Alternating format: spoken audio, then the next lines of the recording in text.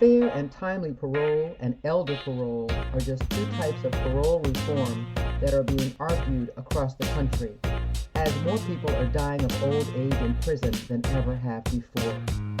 Parole guidelines and the makeup of parole boards often do not account for age, illness, or conduct records of incarcerated persons. On this episode of Race Talk Revolution with Lane and Eugene, community organizer Noel Casey and wrongful conviction attorney Jeffrey Deskovic discuss their efforts at decarceration in New York State through political education, rallies, and demonstrations, and legislative advocacy. This episode originally aired September 29th, 2021. Here we are, another Wednesday. Welcome back to another Race Talk Revolution episode with Lane and Eugene.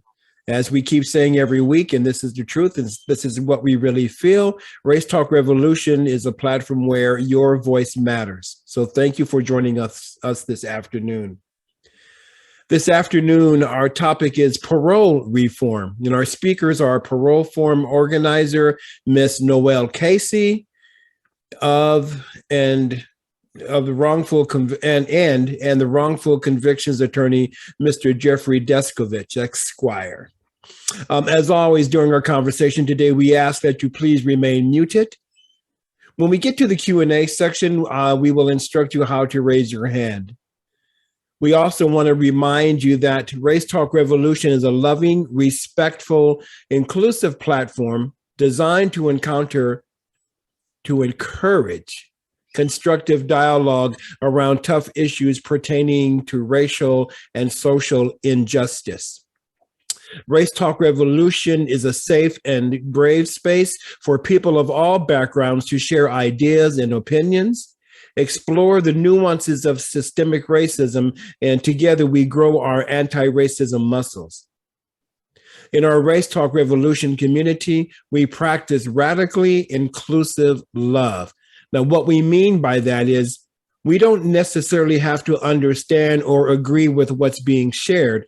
However, with radically inclusive love, we listen with respect, appreciation, and empathy. You see, our commitment here at Race Talk Revolution is that every person be encouraged, heard, and appreciated, because on Race Talk Revolution with Lane and Eugene, every voice matters. And here's my beautiful co-host, the Reverend Lane Cobb. Good morning, everyone. So happy to see you. Welcome. And welcome to our first time Race Talkers this morning. We're so happy that you've joined us. I have the pleasure of introducing our two speakers today. Ms. Noel Casey currently serves as Westchester Hudson Valley Community Organizer for the prison abolition organization Releasing Aging People in Prison. As a community organizer, Noel works to raise awareness, engage communities, and mobilize support for parole reform and decarceration in New York State prisons through political education, rallies and demonstrations, and legislative advocacy.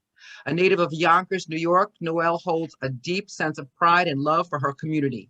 Upon graduating from the University of Massachusetts Amherst, where she earned a BA in political science and sociology, Noel served as a staffer in the New York State Legislature for 3.5 years.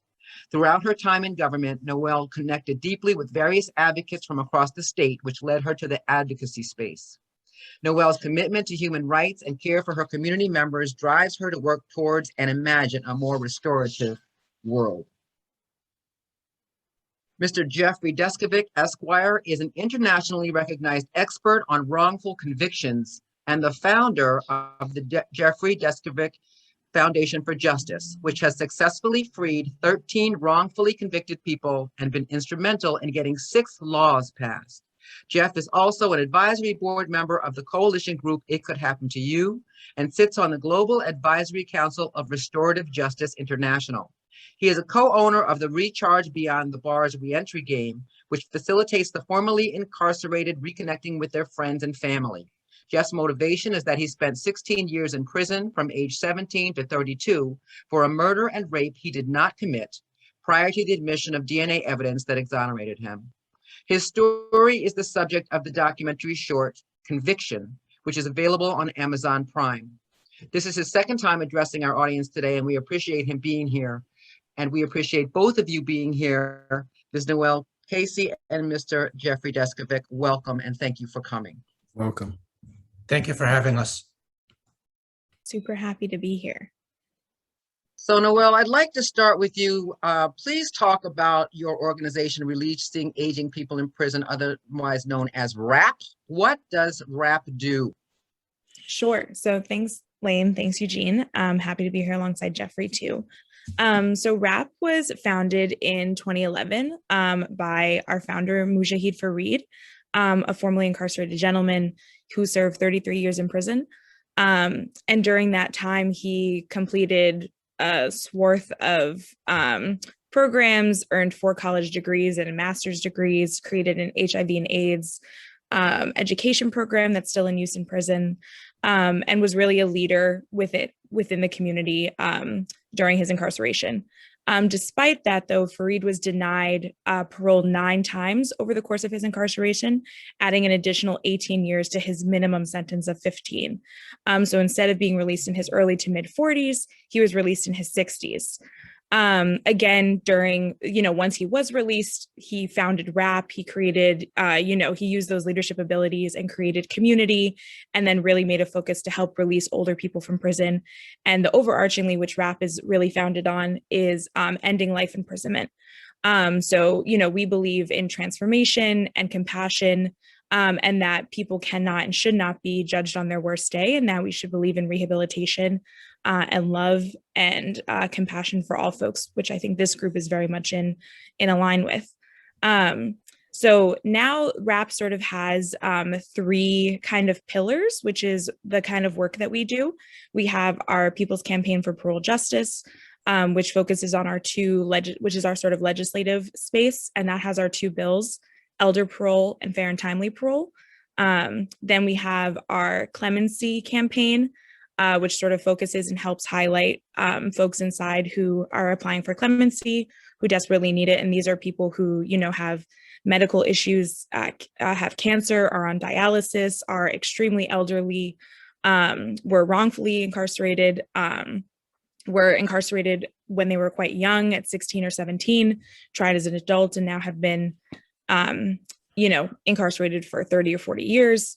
And then we have our parole commissioner campaign, where we work to help restructure and put forth folks on the parole board who are more in line with our ideas of compassion and transformation, and understanding like the material conditions that lead to crime, having more nuanced opinions, and aren't just seeing, folks who are incarcerated through a law and order perspective or a law enforcement perspective, seeing them more so as human beings and not just, through that particular lens, which is often what happens as folks who are on the parole board come from, corrections, from law enforcement. So they see them through that lens.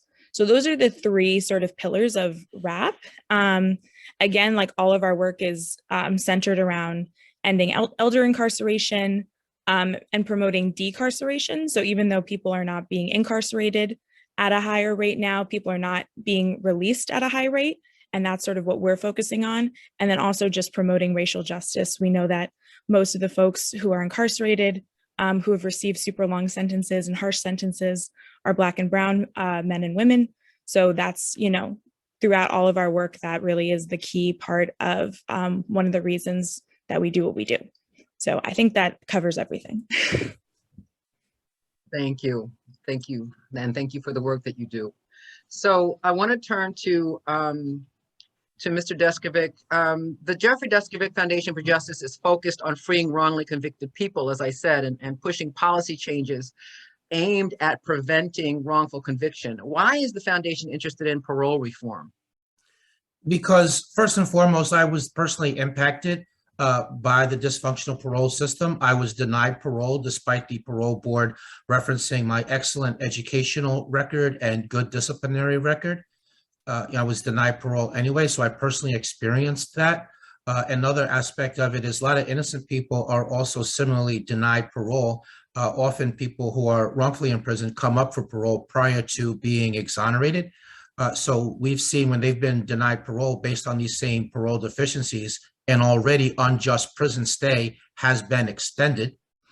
And in addition to that, I saw a lot of people that had been rehabilitated while I was incarcerated. They clearly were not the same people that they were when they originally committed crimes 10, 15, 20, sometimes 30 years prior to that. And it would be maddening to me to see people with, bachelor's degrees, college education, a swath of educational, vocational, therapeutic programs that are completed, yet nonetheless denied parole, seemingly, over and over again. So seeing that, and I really felt like the people that had been denied parole or being denied parole could have made really meaningful contributions to society if they were released. Nothing good of their continued incarceration seemed to me that was really going to happen.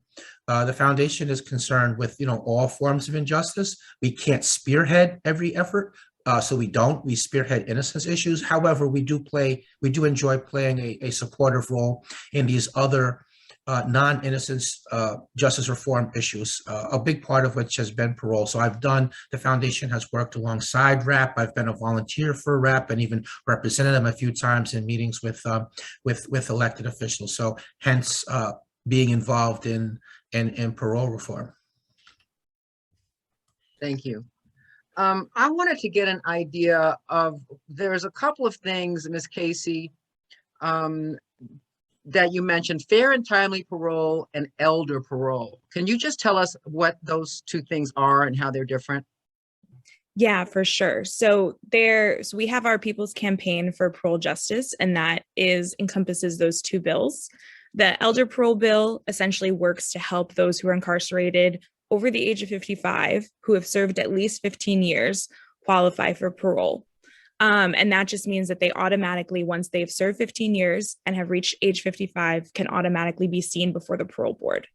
That's to help folks who have super long sentences be able to have a chance at being released before, they're 60, 70, 80. The age 55 is determined as elderly by the Department of Corrections, by docs. So that's why we have that age number. I know many folks say 55 is certainly not elderly. My mom is 57. She's certainly not elderly. And that is partially in a sense because of the rate of aging inside, the conditions, the lack of medical care. And then also at that age, people who have reached an elderly age often then have a significant drop in recidivism. So they are far less likely to recommit crimes when they are released, especially if they've been inside for 15 years and or longer, depending on when, they originally were entered prison. So, for someone, if they entered prison and they were 22, they would not be able to, but they've served 15 years more than that, they still wouldn't be able to go before the parole board until they hit 55. Then the fair and timely parole bill allows for those who are facing the parole board the opportunity to be seen more so for who they are, the person that they are, rather than the crime that they were charged with, by specifically removing a portion of the executive law that allows for the parole board to base their decisions solely on the nature of the crime, rather than taking into account various material conditions that lead to crime, as well as, like Jeffrey mentioned, a person's transformation, their growth, their accomplishments in prison, and just the length of time of their incarceration. Again, whether someone has children, whether someone had mental health issues, whether someone had an addiction, all of those things should be taken into consideration rather than the nature of the crime, which is often what folks are denied for exclusively. Particularly something that's more violent or is considered more violent by the parole board. And essentially, these bills will just try to ensure that every person has a fair and meaningful opportunity to return home during the course of their incarceration, encourages folks to, work hard at earning these degrees, at making the most of their time, with the hopes of being released in a fair way. And, I think if we believe in rehabilitation in our process, then our parole process has to reflect that. And that's essentially what these bills work to do, to continue to prevent aging, sickness, and death in prison. And then, of course, reunite families and uproot the racism that sort of exists inherently within prisons and then the parole system. Yeah. And I mean, there's a lot of arguments against parole reform, right? There's arguments about elder parole and family and fair and timely parole. Mr. Deskovic, what are some of those arguments? And why do you support that? Well, actually, we know why you support it. What are some of the arguments against elder parole and fair and timely parole?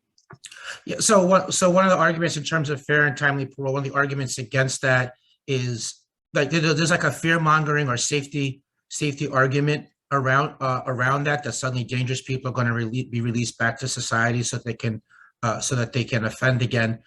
The same argument applies as to elder parole, as well as the additional argument that, well, somehow the people that commit crimes, they're going to look at the penalty as being significantly less, and so to the extent that there's any type of inhibition or deterrence that's accomplished, through the threat of incarceration, if you commit a crime, that'll be greatly removed, and so people will just let loose that otherwise might not. So those are the arguments. My counters to those arguments. So firstly, with respect to elder parole, there is a such thing as people aging out of crime. People are less spontaneous, less susceptible to peer pressure. They think about things longer when they're older.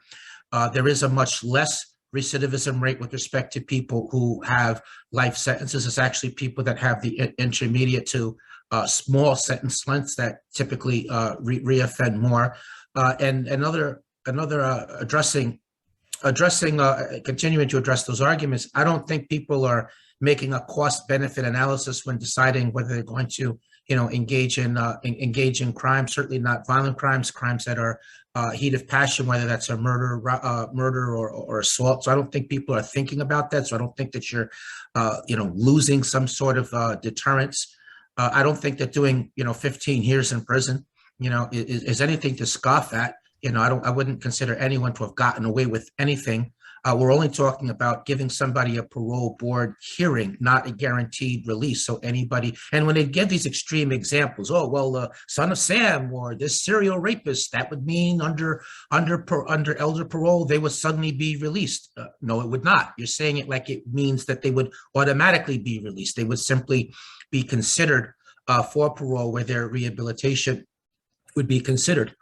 In terms of the fair and timely objection, I think the job of the parole board is not to, in effect, resentence, which is what happens when they deny parole based only on nature of the crime. It's instead it's supposed to evaluate rehabilitation. And I think that forcing the parole board to cite an additional factor in addition to nature of the crime guarantees that people would have fair parole board hearings. I saw the personal impact of having this blanket denial of parole on nature of the crime over and over again. Some prisoners told me, well, Jeff, why should I take this program or that program? Why should I bother to rehabilitate myself? I'm never going to get out of here. And so it's like, to echo Noel's point, it's like almost like a complete abandonment of any idea of a second chance and rehabilitation. I'll close with this point that a lot of formerly incarcerated people are making very meaningful contributions in society now, people who have been given a second chance. Some of them are working at diverting at-risk youth from going down a life of crime, which ultimately will end up in prison. Some are working in reentry spaces, nonprofit settings. Some are working with homeless populations. Some are teaching. As a society, when people who can be safely removed from prison and released, when that doesn't happen, we lose out on all these contributions. Not to mention that we continue to spend money. Again, as of 2017, so this isn't an up-to-date stat, but as of then, it was $68,000 a year that was quoted as costing to incarcerate somebody per year. So we're spending that money unnecessarily without getting any safety benefit, rather than having somebody be released and paying into the tax base. And if I understand correctly, it costs actually more than that to keep an older person in, right? Yes, it does. And I want to also make the point that in terms of elder parole, the additional point, as was alluded to in the chat, while the prison health medical care is terrible in general, bottom of the barrel. I mean, I saw and experienced and witnessed, over-the-counter medication as the cure for everything. While the medical care is terrible in general, the prison is particularly inept at dealing with the advanced medical needs that elderly citizens have. Yeah. So we're talking about, we're talking about sentencing, we're talking about parole policies, we're talking about people losing hope because they think they'll never get out. So, this is, first of all, I want to remind our audience, we're a bi-coastal audience, and these two people are doing work in New York, but all of these issues are nationwide. And so you can find organizations that are doing this work in your communities, and we'll try to help you if you need to find someplace, but just keep in mind, this affects everybody. And I want to talk about the elephant in the room because this is called Race Talk Revolution. What is the intersection between race and sentencing and parole, right? Are we seeing parole rates differ for people of different races? And that's for both of you. I'll hop in, Jeffrey, and then you can come in after me. Just as a baseline, white folks are released at a rate of 8% higher than Black folks who are incarcerated in New York State prisons, at least. And then we know that of the 35,000 people who are incarcerated in New York State prisons, that about 70% of them are Black or brown. So just that discrepancy of the actual population and then who is being released and why, who actually receives harsher sentences in general, which is, we're talking about sentences that have 50 years on the end, life at the end. And we know that typically Black men specifically are given those sentences at a higher rate. I can give folks some data just from Westchester specifically, so apologies to anybody who's not from Westchester County.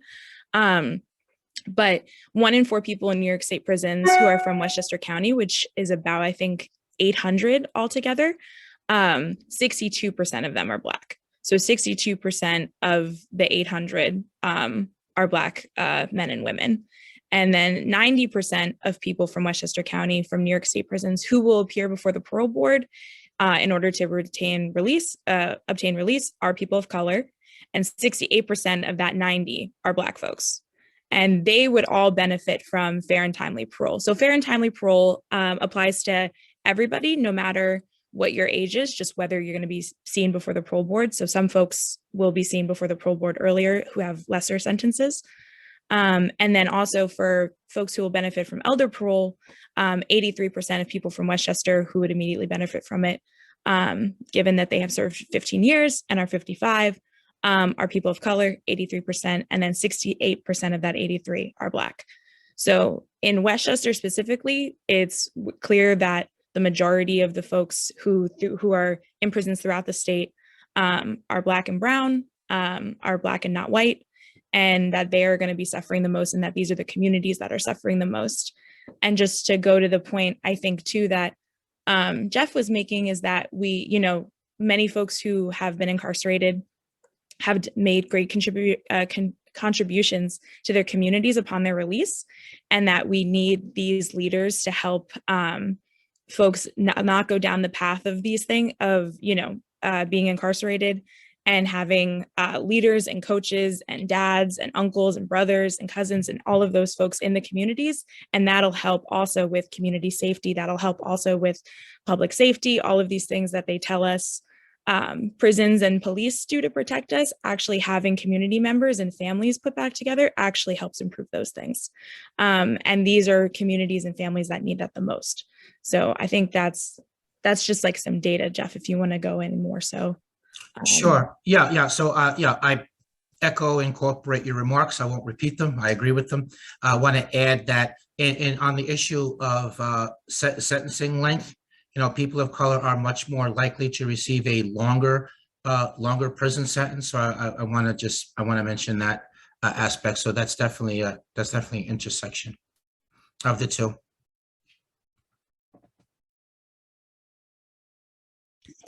Great, man. So when we, it's interesting when Noel, when you and I and Lane were speaking, I'm still shocked because it's something that I never did think about, the growing population, in prison are, people who are 55 and over. And now with the work that both of you are doing, and this is a question that I have for the both of you, how do your organizations assist people in that reentry process?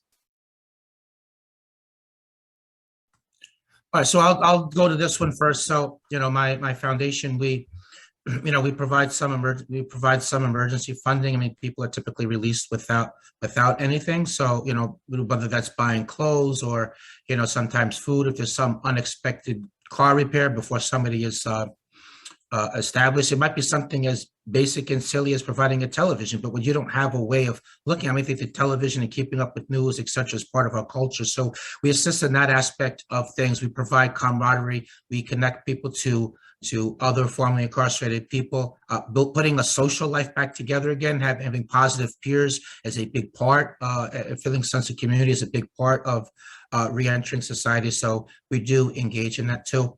I want to just quickly mention, just harkening back to a question previously, with respect to elderly people and parole, I witnessed prisoners that were so sick while they were incarcerated that they were actually housed in the hospital that was located on the prison grounds. Others were in just like a cell block that was specifically just for people really sick. There were people there on dialysis. There were people that were walking hunched over on canes. There were other people that were in wheelchairs. And you would look at the parole board decisions. I mean, if it wasn't so tragic, it would be laughable. Like, well, society's welfare and safety is incompatible, with your release. I mean, some prisons even take it to the point of, having a hospice there. And, I'm for dying with dignity. I mean, if somebody's at the end of life and they've been determined by prison medical personnel to be terminally ill, I mean, I'd say that they have paid a hefty price for their, whatever crime they committed, and they should be released so that they can spend their last few days or weeks, dying with some dignity with friends and family. Yeah, and then just to answer your question, Eugene, in terms of RAPP's help with reentry, we work very closely with impacted families. So many of our community leaders are women who have sons or husbands or children who are incarcerated, and we do a lot of work with them specifically. So giving them support, the support of the community, because when a loved one is incarcerated, much of the time the family also feels the effects of that and feels like they are incarcerated in a way. So we give them support. We provide money for rides and trips to go visit when folks are separated, saying like, you live in Buffalo, but your loved one is incarcerated in Westchester.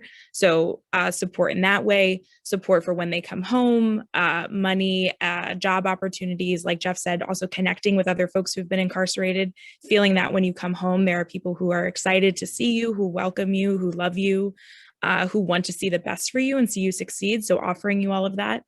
I just know I helped someone, a trans woman who was being released from Westchester, who was being relocated to Long Island, find housing through another organization that we do work with. So there's a lot of like cross organization work and connections that happen because we don't offer like exclusive reentry services because we are a legislative organization, but we certainly work with and in community and collectively with people who do that work, and then also directly with families. Because I think, to go back to the question too of what are some of the pushback arguments of like the bills and release, is that many people say, well, people who've been incarcerated for a long time, their families might have died, or they don't have families, or they don't have community to return to. They will struggle to find housing, they will struggle to find jobs. And all of that is true. There are, for lots of folks, that is the what will happen. And there are other bills in the legislature that are trying to address that in certain ways, like clean slate and less is more. But we very much working closely with families, try to highlight the fact that there are lots of families who are willing and ready to have their loved ones come home, who do community work, who go and visit their husbands quite frequently, who have jobs waiting for them, who have connections, who have houses for them to go to, and can welcome them home in a way that's very meaningful and that will allow them to thrive and, be supported upon their return home. So I think that's another sort of argument against it, but that's why reentry services are so important, while also having this community of support of people who just understand and aren't going to judge you automatically for saying, I've been incarcerated before. So that's another part of it. To piggyback off of one of Noel's points, it was communicated to me by some of the, elected officials that some of the constituents in their districts, the pushback argument was exactly what Noel said. Well, people are going to struggle with reentry. But my response to that is, then that means that we need to put more structures and systems in place to assist people in reintegrating back into society. The answer is, well, let's just hold them, let's just keep them incarcerated. So there's that. But I want to build also off the answer in terms of the reintegrative. An important aspect of it is we also do train some formerly incarcerated people to engage in advocacy. People do find like camaraderie in that. They find it, healing. It heals some of the pain and suffering they've been through to try to change the system in some ways. So that's an aspect of it. And I also want to mention at times there are groups. I do co-own the Recharge Beyond the Bars reentry game, and that does have icebreaker questions that are designed to facilitate people reconnecting with friends and family, as well as meeting other friends. So sometimes there are group discussions, and the natural barriers, the communicative barriers drop when people use the game. You feel relaxed and comfortable, and you share things, and you bond, laugh, and heal. I mean, I think that being able to communicate and being able to share and having a social part, that's probably the most underrated aspect of the whole difficulty in trying to reintegrate. Yeah, truly. Oh man, this is so big. This topic here, right? This process, and so around that, the movement around decarceration, as we know, is multi-pronged. So later on in some upcoming series, we will be discussing youth prison reform movement in our next series, which is really about keeping people out of prison entirely. So I have a question for either one of you. Do you think there is any real progress being made in this country around ending mass incarceration? Well, I think that there's momentum. I think that there's a tremendous public education piece to that that's ongoing. I think that that's only being partially effective to date in terms of getting legislation passed. I do think that we're quite a ways away. I do strongly believe in elections as a tactic for attaining change. I mean, people of either party. Okay, of either party that stand in the way of justice reform, we should vote them out, and we should vote in other people that are going to be for it. So it's so destructive when people don't vote. I mean, there were people that were sick enough to kill for it, and people brave enough to risk their life and ultimately lose their lives for it. So speaking to that, so I think we have a ways to go, but there are certainly broad categories of people that could be released safely. People that are incarcerated on technical parole violations, certainly people, we talked about the elderly, certainly people that are sick. At some point, I'm hoping we'll get into, compassionate release, but there's a whole other category of people. So there are a lot of people that could be safely released without compromising public safety. But a lot of that has to do with, at least in terms on the parole side of that, with the political philosophy of the parole commissioners.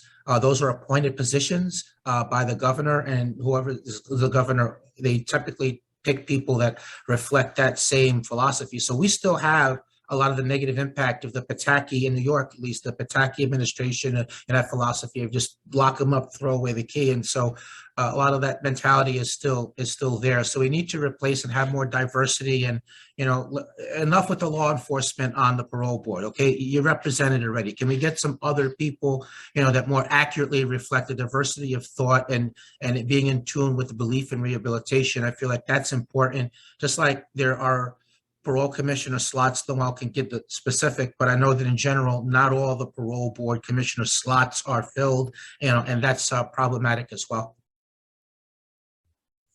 Yeah, just to go off what Jeff was saying in terms of the parole board, it's often very political in nature system, and that, the governor appoints someone and then the Senate, at least in New York State, then confirms that person, typically with no pushback, no anything, regardless of what that person's record is. There have been parole commissioners that have highlighted and released people at higher rates and then have essentially been bullied off of the board, thus, allowing for more people who are quote unquote tough on crime to come in and then continue to not release folks.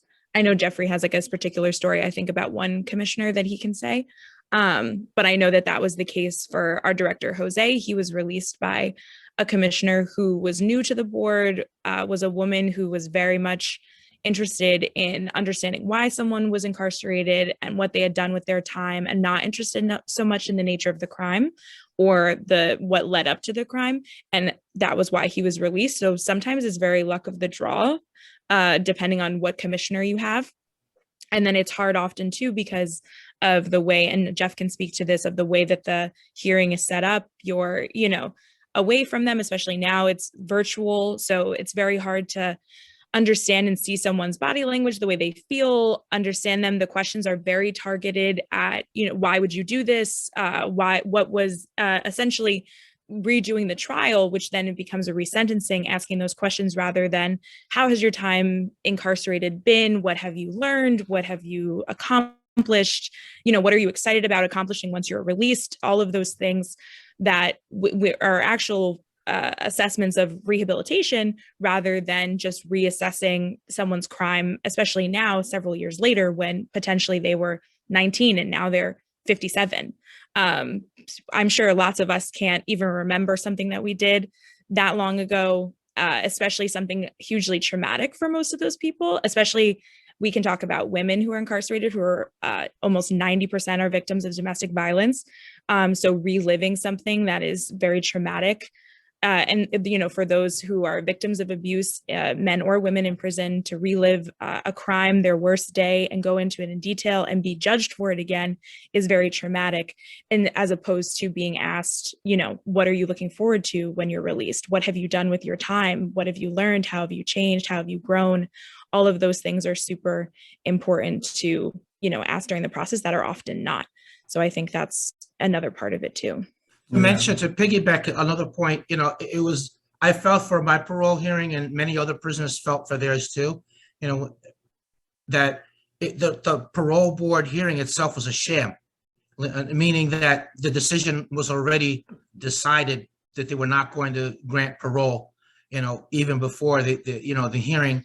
And speaking in terms of just the process, I mean, I didn't have an in-person parole board hearing, so I was sitting there in front of a computer monitor. There was a significant lag between the audio and the visual, so that made it somewhat of a disconcerting process. As Noel mentioned, I couldn't see the parole board commissioners. I couldn't read their body language. I couldn't fully see the facial expressions. So I had no way of building any type of rapport. I had no way of gauging whether a point I had just made was understood, that I could move on, that I instead have to take another minute or two. So it felt like I was in some sort of bad science fiction movie. And at the end of the day, both myself and other people that I had conversations with, we felt like if the state was not even having a hearing in conditions that promoted just human dignity and respect, then what type of confidence could we have that we were being given fair consideration at being released on parole? And the whole thing was just, it was just demotivating. Yeah. Well, we're going to get to the Q&A in just a few moments, but I have a question here that some of this has come up in the chat. So that last question was around ending mass incarceration. How do you see, and how does privatization of the prison system, how does that play a part with all of this? Because that's big business.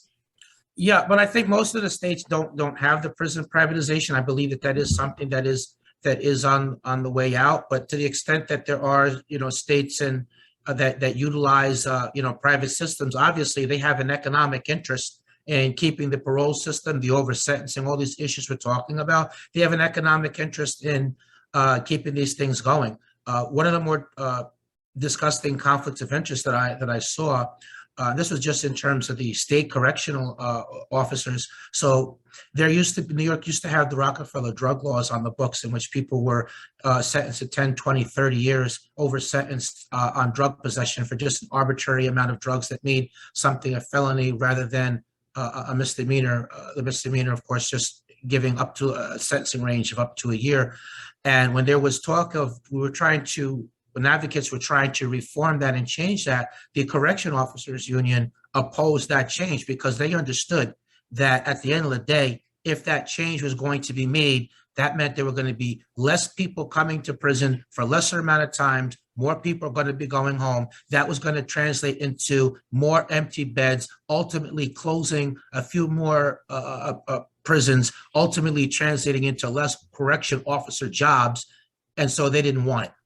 And in terms of Rockefeller drug law reform, while that reform happened, there are still people that are over sentenced now in prison pursuant to that. That didn't affect all the people. That didn't help all the people that it was intended to. So just applying that state correctional aspect, applying that to, by analogy, in terms of the, in terms of the private prisons, and there's other set. It is more than just the prisons, by the way. There's the whole prison industrial complex and businesses and industries that, make their money. They're working with the prison, providing supplies, and, some prisons have industries that come in, and, that's kind of a double-edged sword. I mean, on one hand, the industries come in and it provides jobs for the prisoners. So you're able to support yourself. But on the other hand, the wages that they're paying still far below minimum wage. So that's a whole different issue with pros and cons. Yeah, I think too, Eugene, just to go to like the question of like, do we think mass incarceration is ending? I think there's a lot of push to incarcerate people less, which is positive. There's a lot of changes going around in marijuana laws, drug laws, which Jeff and you have talked about, and all of that is very positive. But I think there's still very much a focus on perpetual punishment. And I think as a country, I mean, we incarcerate people at the highest rate in the world. No country in the world has an incarceration rate the way that our country does. And the way in which we incarcerate, for what we do and who we incarcerate, I think the way we police continues to show that there's still very much this focus on law and order. There's this focus on we need safety and that we need to punish people when they do bad things. And that the only way to punish them is to sentence them to death, essentially, in a lot of ways, even though the death penalty has been removed in a lot of places. Like in New York, when we sentence someone to 50 to life, we're essentially murdering them. So I think there's very much still a focus on wanting to punish and wanting retribution in that way as just a culture, which is a lot of the hard work is changing people's perception of what it means to even commit crime or what it means to incarcerate someone. So I think all of that is I can't really speak to the privatization part of it. I'm just less knowledgeable, but these bills particularly only affect New York State prisons. But I think that that's still very much a part of it, is that our as a culture, we have a desire to want to punish and want to see people suffer after they've done something bad. And I think that's a larger contributor to mass incarceration, in addition to like the economic piece, the racism piece, all of that stuff, all kind of works together in this like very negative, terrible mixture. Thank you, Noel. And that was a great segue into this last question before we get into the Q&A. And this is to both you and Jeff. So what would you like us to take away from what you presented here today? And what call to actions do you have for us here today? And remember that we are a bi-coastal audience, and we know that mass incarceration in prison industry and the prison industrial complex is a nationwide issue. So what can we be doing to make an impact? I can say, at least from RAPP's perspective, in a statewide sense, we're a statewide campaign. So there's folks like me who are in Buffalo and Albany and Long Island, in the city, in the mid-state. So there's ways to get connected with all of us. And then there's ways to support the campaign by either showing up to legislative meetings or calling or emailing your legislators, asking them specifically, do they support these bills? What are their views on incarceration? How are they working to address these issues? We do rallies and marches so folks can turn out, in a physical sense, if that's something that you feel comfortable or have the capacity to do. We have a lot of either reports or articles that sort of aid in our arguments. So sharing those, speaking about this, having these kinds of conversations, I think is always important to help us unlearn the kind of way that we understand prison and crime and punishment. Because that's very much, I think, what I hope folks take away is that people are not their worst days, and people have the capacity, I very much believe, to change and evolve if that's what they want to do. And I think that that's what we should be leading with, very much how at the beginning of the talk, talking about how race talk is led with radical love. I think that's how we should approach people who have done some of the most unthinkable things or crimes. These people need love the most, and that's how we should be treating them, and that's how we should be meeting them. And I think that prison kind of strips that away from folks, doesn't give them the opportunity to feel that, often dehumanizes people in some of the worst ways. And so I hope if anything, that's sort of my mission, is just to lead with more restorative practices in our daily lives, in the way that we treat people who have wronged us, and then in a larger sense of understanding, why we incarcerate and why we punish. I think a lot of people, when I speak with them, have a hard time saying, well, if someone did this to like my mom or my dad or my partner, I don't even know what I would do. I would want them to rot in prison. But then I think, well, what if your partner did something? Right. Would you defend them? Absolutely. Like, what if your parent was that? You would have to defend them, because you'd say, no, but my dad did this, or that wasn't the case, or that was this. So you have to just come at it from a different lens of perspective of love and understanding and empathy, like we talked about.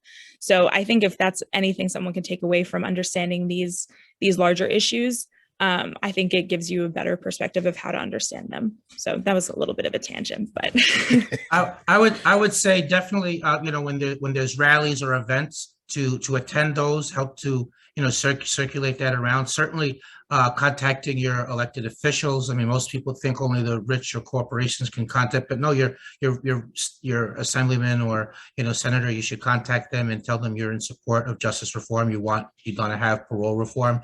That's a big thing when there's petitions that come around.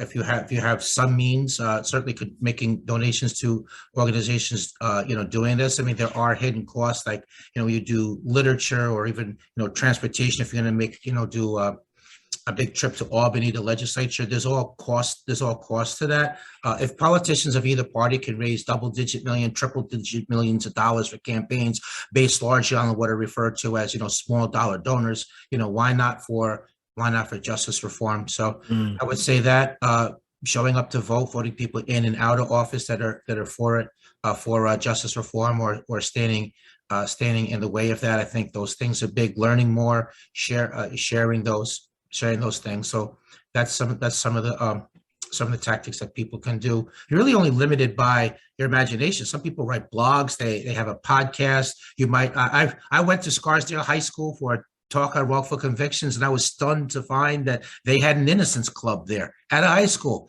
So you can have a justice reform, whether it's in a high school or a college setting. There's a lot of, you're only really limited by your creativity. Yeah, truly. Thank you so much, Noel and Jeff. There's a lot of chit chat in the chat room, right? So, and now we come to the Q&A. So, and I love the chats. I love what you guys are saying and the questions that you're asking. And I'm going to ask now that, that you go ahead and raise your hand, and I'm going to instruct how that is happening, or how you do that. And how you raise your hand is you take your cursor down to the bottom of your screen to the right-hand side, click on reactions, and hit the raise hand button. If you don't have that option there, go to the participants, second from the left, click on the participants, find your name, and then click on the little three dots to the right of your name, and you should have that ability to raise hand there. All righty. Now, as usual, we want to keep your question/comment to a minute or less. Again, I want to encourage you guys who were in the chat. You have questions, you have comments, please go ahead and participate in this Q&A. All righty. So we're going to start off with Cody, and then we have Frank. Hi, thanks for coming in. This is my area.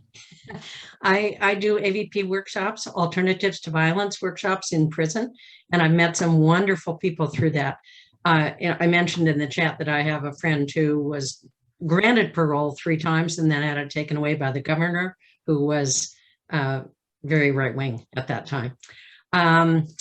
Couple of things I wanted to say. In California, the prisons are generally built in really out-of-the-way areas. And so it's hard to get people of color, aside from an occasional Latino person, to live in these communities that are, you know, very, very white, very, they're not people who would agree with what you're talking about. So that's one thing. There are prisons, however, like San Quentin has great programs. If a guy can get into a program and meet people, he has much better chance on the outside. This friend that I was talking about, who is now works with the homeless population and is has a psychology degree and was trained as a X-ray technician inside also, but at San Quentin he was trained. You know, he's doing fine, but he met a lot of people that helped. So that is a huge thing. Yeah, that's probably all I want to say right now, but thank you for what you're doing. Alternative to Violence started after the Attica riots in New York, and it's a wonderful program. So Thank you, Cody. Eugene, before we get to Frank, could I just ask, because people are talking about rehabilitation and people receiving education and training. And it was my understanding that a lot of those programs now have been taken out of the prisons. Now, I don't know how true that is across the country. Can you just speak to that, Ms. Casey or Mr. Deskovic, before we get to Frank? Yeah, well, I mean, the college was certainly removed from prison by means of the state no longer funding that and the funding going out. There are certain nonprofit organizations, you know, like Bard College or Hudson Link, at least in New York. And I know there's some other entities across the country that from a nonprofit perspective are bringing college education back into prisons, but, you know, they're only able to operate in certain facilities. That's certainly not statewide.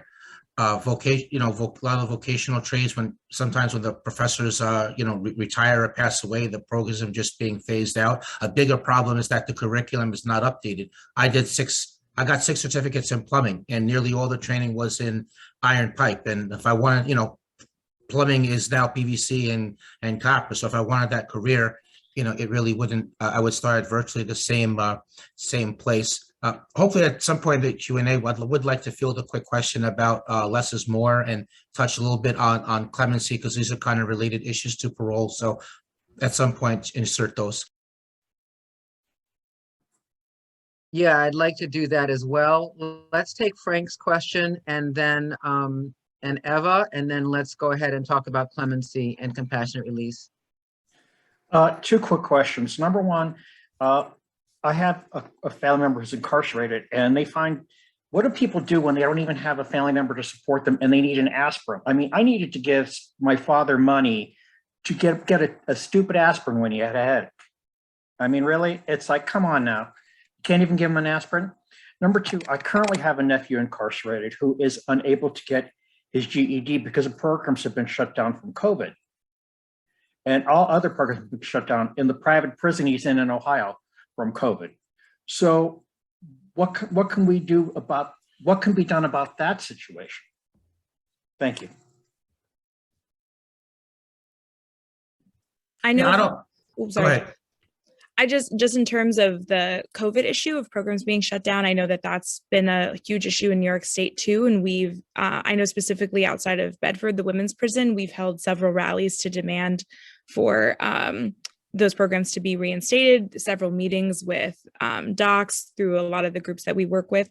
So I think staying on them in terms of pressuring people to say that this is what we need and this, like, galvanizing support for that is something that we've been doing. And I know that that's something that can be done when these organizations, I think they, like you mentioned, say that they think people don't have families, so that they won't be calling and demanding that they can get their education, that they can get access to their medicine, that they can get access to fans. I know over the summer in Sing Sing, there was an issue of, it was so hot during the heat wave that folks were literally cooking inside the cells. And then as punishment, guards removed fans from their rooms. We, got word of that through someone we're connected to inside, and then continued, like several of us, maybe 15 people continuously called nonstop demanding that the fans were put back in their rooms. And then later that day we found out they were. So I think there's a level of pressure that needs to be done, but it also feels like you're up against a beast of, an institution too. So I understand that that is maybe easier said than done, but that's at least something that we've been doing locally that has helped or worked in some cases. And then other times, we have to get maybe larger organizations involved, connect more so with docs or folks who call your elected officials, tell them to call. They have, they're supposed to go visit the prisons, often don't do surprise visits. So they see what, docs wants them to see. So pressuring them to do more surprise visits, pressuring them to call and push on docs to support folks in the way that they need, especially in education, especially when it comes to medical care, especially when it comes to just sort of basic well-being of not cooking in your cell, of having access to water, all of those sorts of things. So I don't know, Jeff, if you want to explain more, but I feel like that's at least my experience. Yeah, I feel like that answer is sufficient. Thank you. Thank you very much. Ava.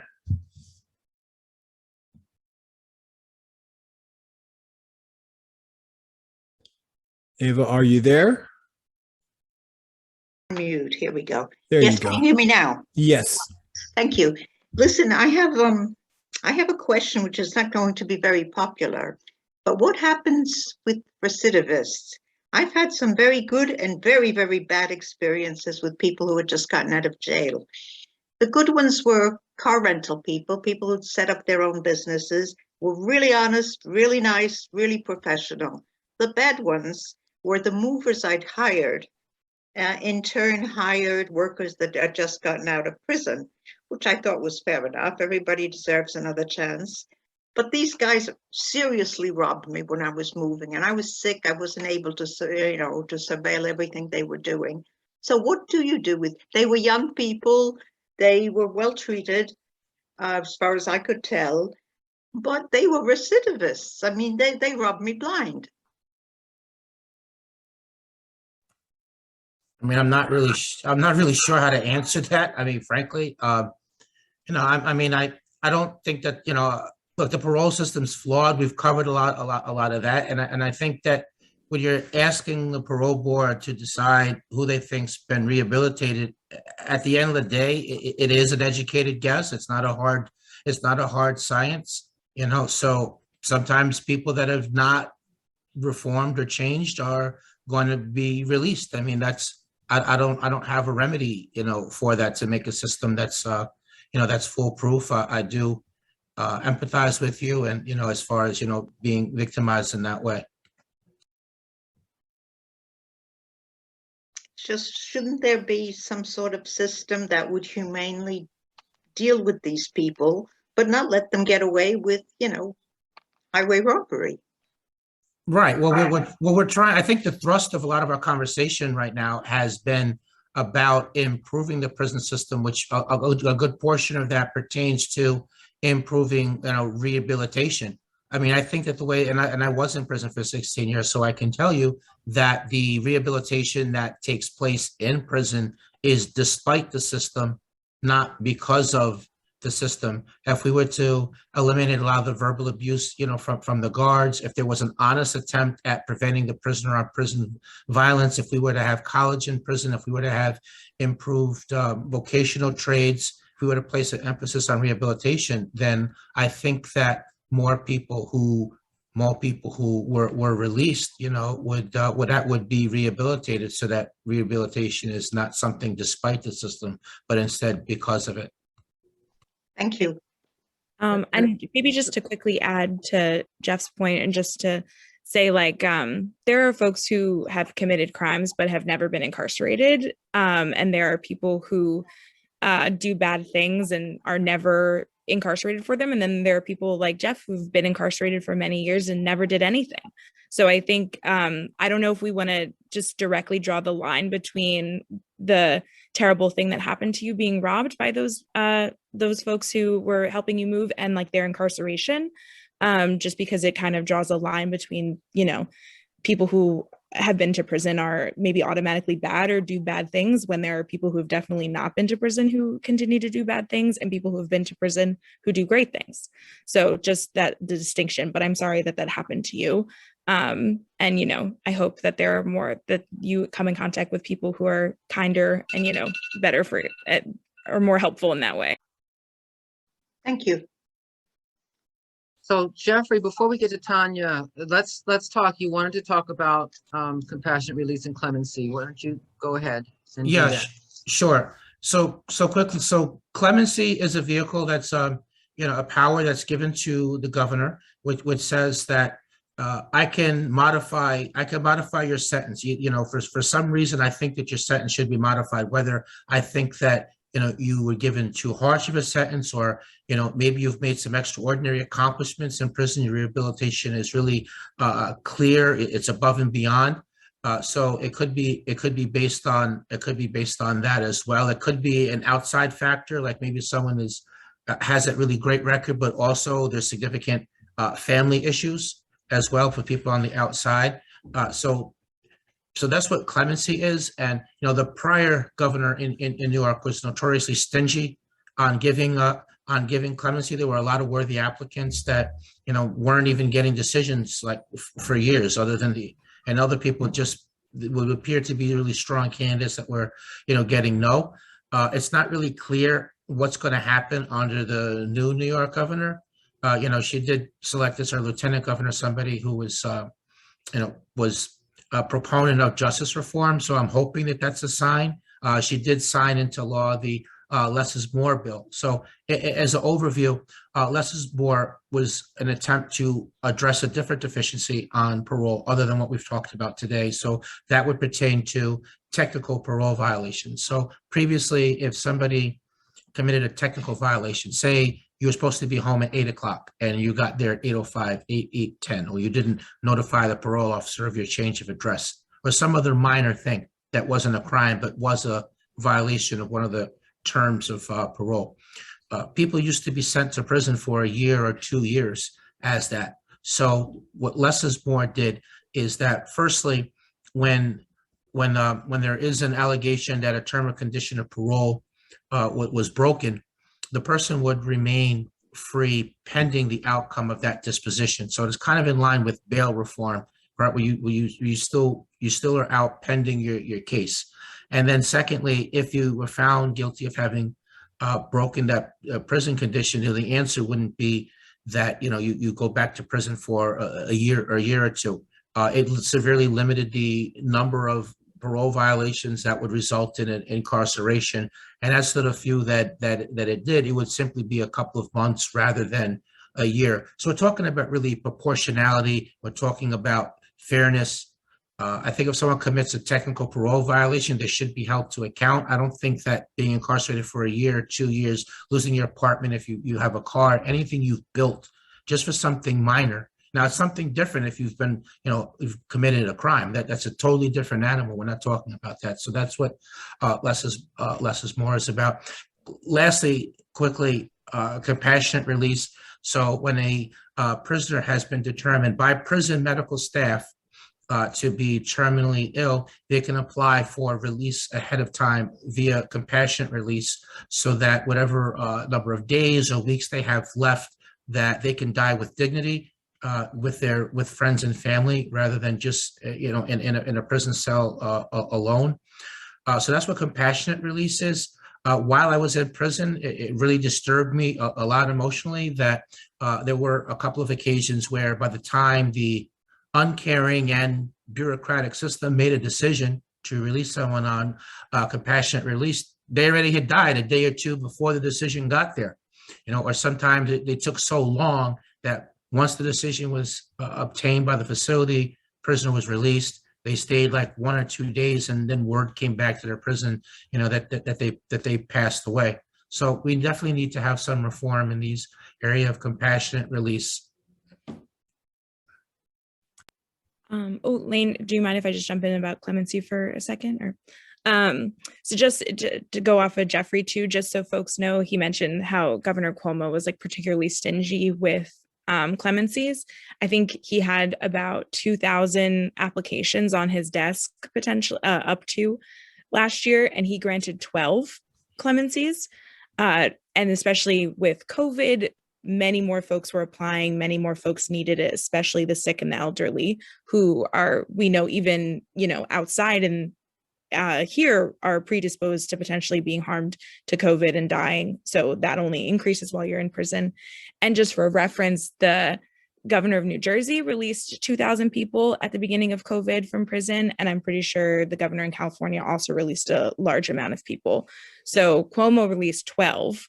And so that just gives you an idea of where he was at. He released 10, I believe, 2 groups of 5 right before he left office. So, and that was a positive. Particularly, there were some people from R.A.P.P's group who were connected with Inside who were released, which was amazing, who had served 37, 40 years in prison. But that's just sort of an idea of clemency. And the governor has the power to release grant clemency to as many people as they want at a time. So they can very well grant clemency to all 2,000 of those applicants if they wanted to. It's complete executive power. So that's why we push R.A.P.P specifically in our clemency campaign to push Governor Cuomo and now Governor Hochul to release as many people as they can who are worthy and deserving of being granted clemency, and not just choosing people at random or political decisions, essentially, because that's often what happens with clemency too.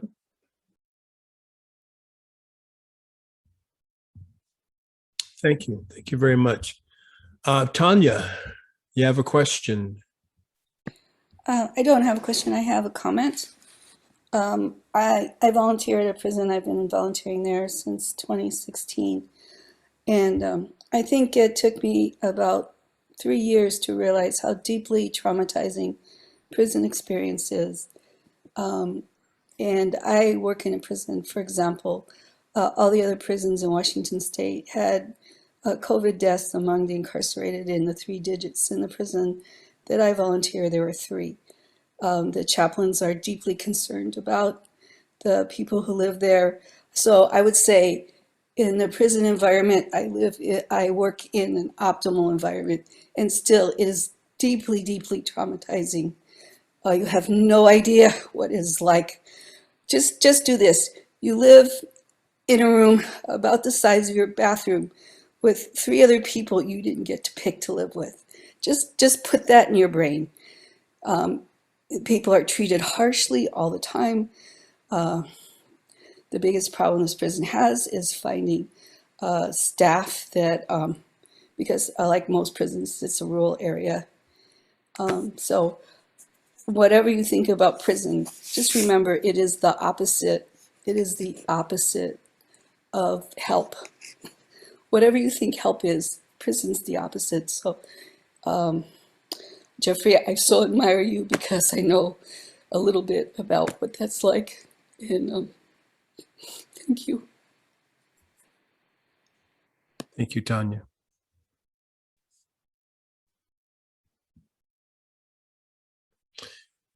Tyrone, you're on mute, bro. You're on mute, Tyrone. I apologize. Thank you, Jeffrey, for being back on the program. And Noel, thank you for your passion and your commitment.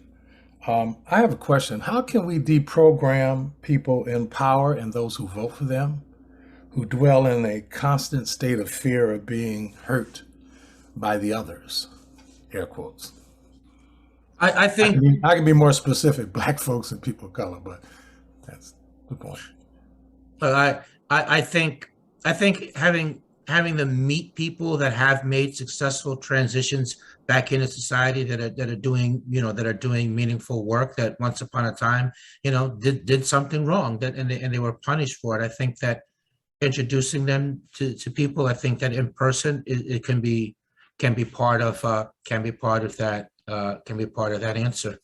And I think also maybe educating their voters and, their base, just trying to put things, I mean, I think you need a combination of, like, the policy arguments we've talked about, and Noel's been out of this world, spot on her statistics. And then the human examples. I think you need a combination of all three. And I think that to the extent we educate their base and their support, their supporters, that also helps them and makes the way clear for them to do the right thing. So I think that what I just said can be part of the answer. I don't think it's the total answer. Thank you. I do want to mention just from restorative justice has been mentioned once or twice, and I do sit on the Global Advisory Council for Restorative Justice International.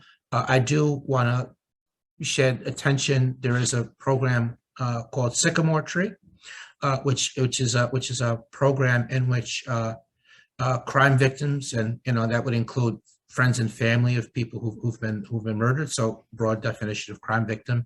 They would come into the prisons and they would meet with people, not the particular person who committed the crime against them, but say a murder victim, surviving family member would come into an area, and they would meet with people who were there who committed murder.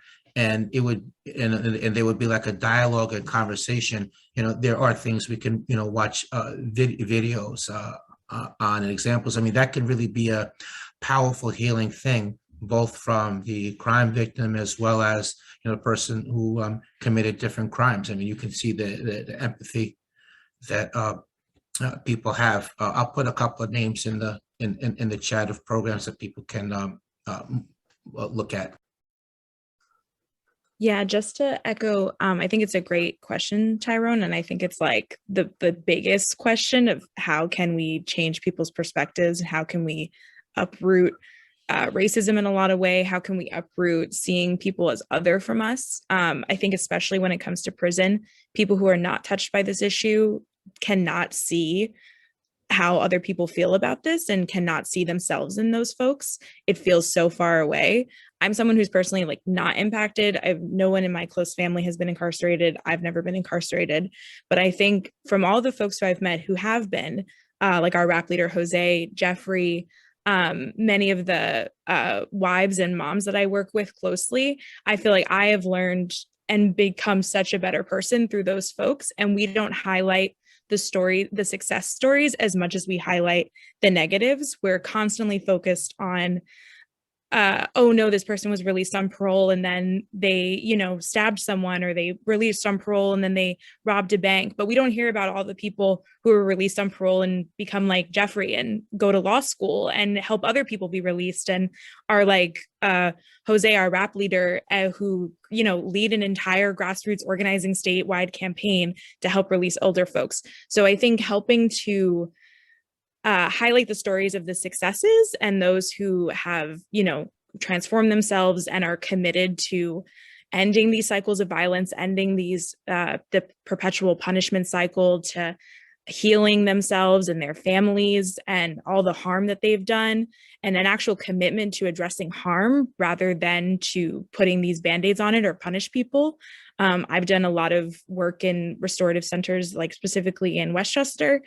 And that starts as early as in school, how we punish people in school and how we address them, how kids, how Black kids are suspended at such higher rates than white kids, how we, when kids are clearly going through something, we punish them instead of actually asking them. And all of those things lead to eventual potential committing of crime or family dynamics and all of that. So I think a commitment to restorative practices could be helpful to seeing people in other ways. And then also just highlighting the stories of the successes, that there are so many more people who have come out of prison and done amazing things and done great things and helped their communities instead of just continuing to harm them. These are the people, at least that I've met, who are so committed to reducing harm and reducing people returning to prison, more so than any elected official who's tough on crime. These are the people who are actually doing that work. So I think doing that is also important in that very large question of like, how do we change people's perspectives? Noel, thank you for that, because I'm just so tired of fear driving everything.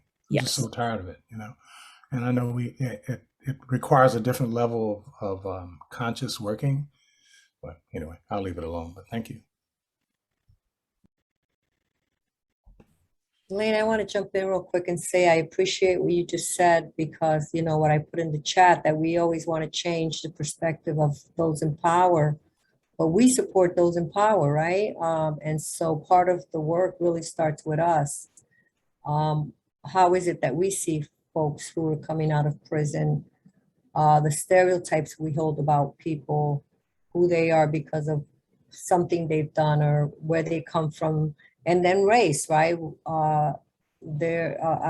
Quick example, there's been a guy stealing a bunch of stuff out here from a construction site, and I was surprised that nobody had been calling the police, and found out it was a white guy. So people saw him running around stealing things. Now, if he would have been a black man or a dark-skinned man, people, and so it's up to us. I just want to say that we can focus on the politicians and the powers that be, who are also stealing our money every single day, right? But we don't do nothing about it.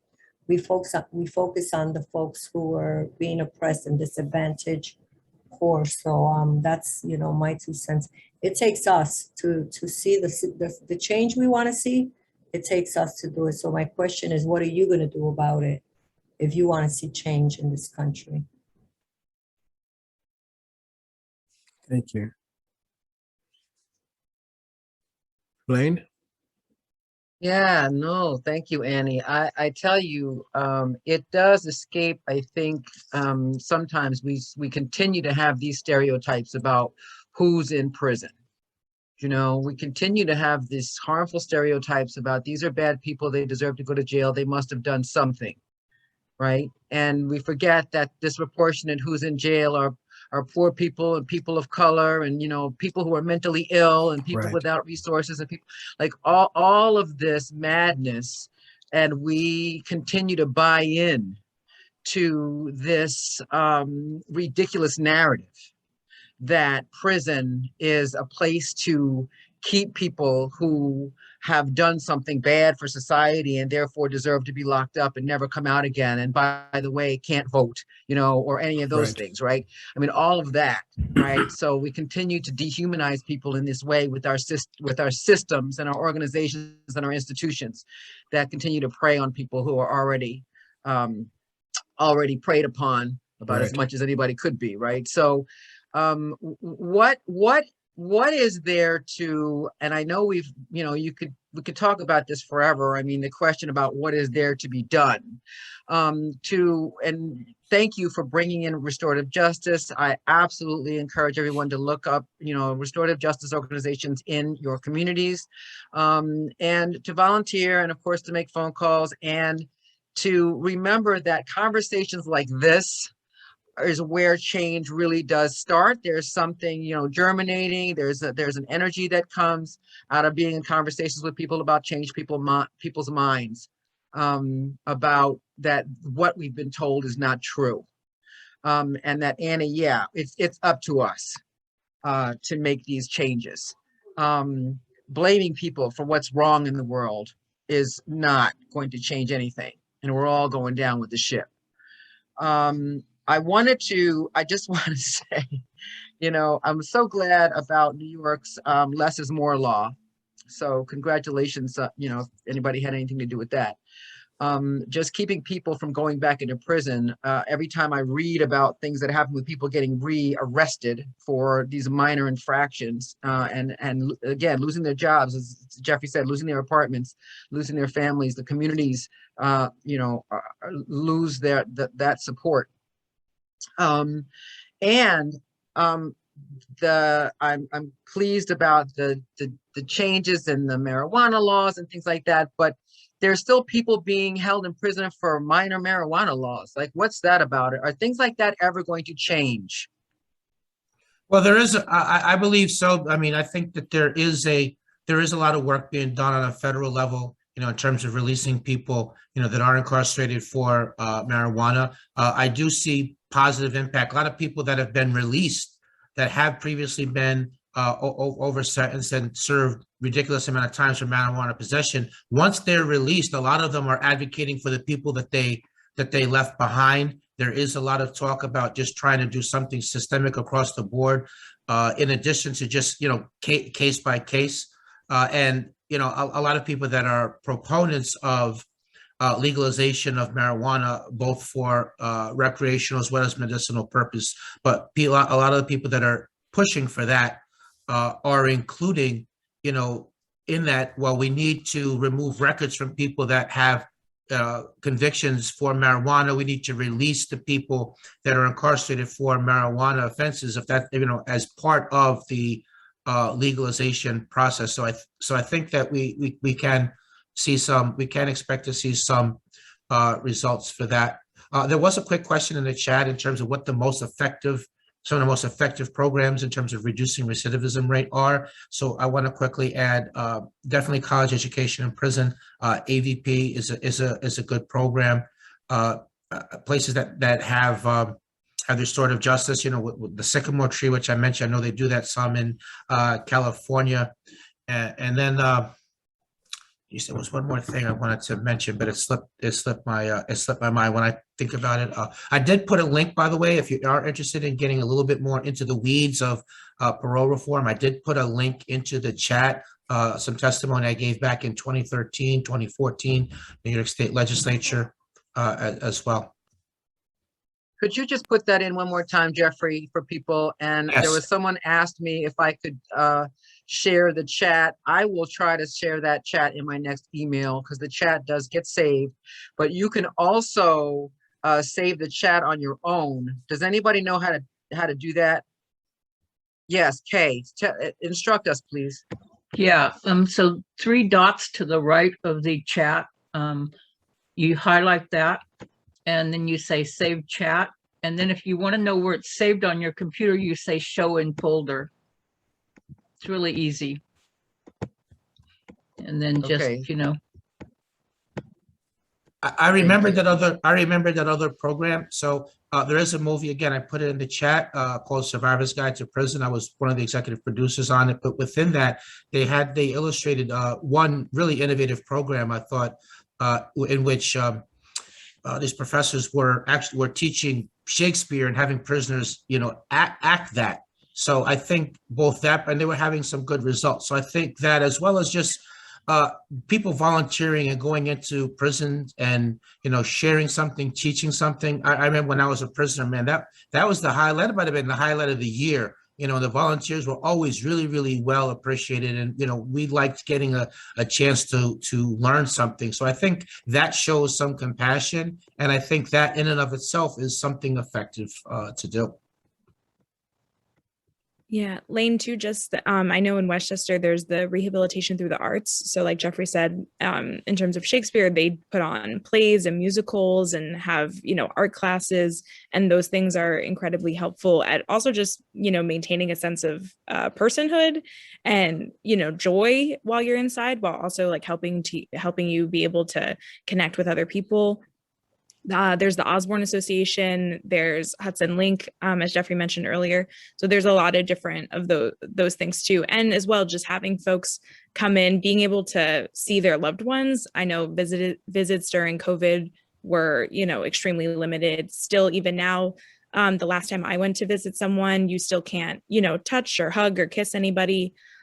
So that's still very traumatic and terrible for people to not be able to have any human interaction or connection, especially being separated. So those are other things too that I think help people rehabilitate if they know that that they can see their people and that they are waiting for them and that they have, a connection to them too. That's something else. I want to quickly mention in terms of visitation, one disturbing thing on the part of the New York State Department of Corrections is that prisoners that are from the city are typically initially shipped to the prisons that are upstate New York, and prisoners who are from upstate to New York are sent to the prisons that are closer to the city. I mean, that's backwards to me. You know, family ties, strong community ties are one of the things that can predict people to make a successful transition to society. So I would like to see that, you know, change by way of policy. There is a bill in New York State now that would prevent that, especially for people who have children, to not be put far away from them. I don't know, nationwide if that's something, but in New York State, there is a bill. I forget what it's called, but I have a link to a lot of bills that are from the Justice Roadmap that are a collection of bills that focus on a lot of these different things. And there is a particular section for prison reform that Elder and Fair and Timely are in. And there is a bill that would prevent people, specifically people with children, from being separated from them hugely, at least in New York State. Thank you. So, so I feel like I've stolen this from my colleague Eugene. I hope not. Eugene, I know we're getting close to the end, and Frank has his hand raised, and then Tina has something she wants to share, and then we want to go ahead and wrap it up. But before I do that, I just want to say, Ms. Casey and Mr. Deskovic, just thank you for being with us today. And what I would like for you to do, Ms. Casey, if you would put your information, if you would like people to connect with you, and also the resources that you'd like to share, and Mr. Deskovic, the same thing. How can people follow you and reach out to you? Please put that in the chat if you would not mind. Eugene, can I turn it over to Frank? Yes, please. Keep it Eugene, laser, Frank. Keep it laser, Frank. Yep, real quick. I just want to share a comment with you, Jeffrey. It's really, I live in Washington, D.C. It is the federal district. All prisoners, we have no prison. Prisoners are farmed out to wherever there is a space, anywhere in the 50 states. So upstate New York is bad for New York people who live in this district, but in DC it could be worse. They could be in Washington State, California, and their family lives here in DC. Yeah, thank you. Thank you for sharing that, Frank, and I'm so sorry. Eugene, Tina has something that she'd like to ask folks. Go ahead. Hi, everyone. Hey, Tina. I'm just putting in the chat my email. I wrote a letter to my local paper. I live in Croton, New York, in Westchester, and promoting Race Talk Revolution. I just find it so valuable. I know all of us are trying to get the word out to people. So if anyone would like to share this letter with a local publication to get the word out, because we are all over the country, reach out to me on the email. I'll be happy to forward to you. If you think it'd be a place where someone might publish it, we can continue to spread the word about this wonderful conversation that happens here. Thanks. Oh, Tina, thank you so much. Thank you. So, folks, we have come to the end of this 8-week series. We will come back on October 20th. If you missed any of those, you can see them on our Race Talk Revolution YouTube page. Until then, we're going to continue to send you updates and resources. We hope you'll continue to share them with your networks. And we also invite you to engage in conversations with diverse groups of people as often as possible and get involved with other anti-racist organizations. This is where the work happens, not in this little cocoon, right? So we all have to get out there and talk to people. Our goal here at Race Talk Revolution, as you know, is to provide opportunities for people of all backgrounds to come together to expand our capacity for hearing and understanding and appreciating our fellow human beings, and to enhance our personal awareness of the responsibility that we all share for perpetuating and dismantling systemic racism, and should promote multiracial dialogue to transform the racist attitudes and behaviors that subjugate people of color in the United States. So we want to thank you for being here, and I'm going to turn it over to Eugene for last words. I want to, again, Jeff, Noel, thank you so much for being here. And I want to say once again, thank you to our Race Talk Revolution family who continue to show up week after week after week. And I also want to thank you. I want to say thanks to our supporters. We appreciate your donations, as well as your suggestions for speakers and topics you'd like for us to feature. Again, the website is live. The donation button is live. That is racetalkrevolution.com. Now, if you are interested in bringing racial justice conversations to your organization or congregation or wherever, please let us know. Lane and I are working on programs to help you facilitate that process. We would love to partner with you to create a loving, inclusive, and courageous conversations like this one. So you can reach us through our website. The email is info. In fact, you don't even have to go to the website. The email address is info@racetalkrevolution.com. Again, that's info@racetalkrevolution.com. And I will be sharing. Oh, I'm sorry. I was going to say, and we are complete, but I guess not. No, we are. I just want to let people know I am going to be sharing this chat. So I know it's possible. Okay. So just keep an eye out for that email. And one more thing before we go, even though we're going to be off for 2 weeks, as Lane had already alluded to, is, stay busy, get involved, get engaged, have conversations. All right. We love you, and we appreciate you so very much. Mr. Deskovic, Ms. Casey, thank you so much. Please don't be strangers. Please come back. We love the work that you do. God bless you both. Thank you very much for having us and sharing your platform. And you all know how to reach me, and keep up this great work. It's not often where there's, forums where people can have access to such, information. And, you guys set the table for that. You always research your topics well, so you can really ask us questions to get information to your viewers. So important public service. I just want to express, my appreciation for your work as well. Thank you, Jeff.